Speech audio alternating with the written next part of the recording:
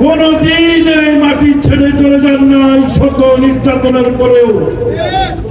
তিনি 80 বছর বয়সে স্বৈরাচারী শেখ হাসিনা আমাদের কারাগারে নির্যাতিত হয়ে জীবন মৃত্যুর সন্ধিক্ষণে যখন লড়াই করছিলেন, তখন বারবার যখন স্বৈরাচারী বলছিল দেশ ছেড়ে চলে যাওয়ার জন্য, তিনি বলেছেন পৃথিবীর কোথাও আমার ঠিকানা নাই, আমার ঠিকানা হচ্ছে এই মাটি, এই বাংলাদেশের মাটি হচ্ছে আমার ঠিকানা।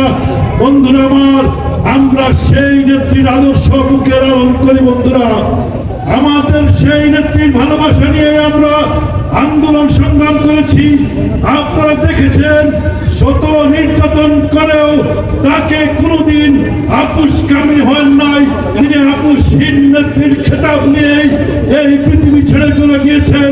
কিন্তু তার জানাজায় আপনারা দেখেছেন লক্ষ লক্ষ মানুষ শরীক হয়ে পৃথিবীর ইতিহাসে একটি স্মরণীয় জানাজা হিসাবে আজকে সবাই ঘোষণা দিয়েছে যে বেগম খালেদা জিয়ার জানাজা হচ্ছে পৃথিবীর 5টি জানাজার মধ্যে অন্যতম।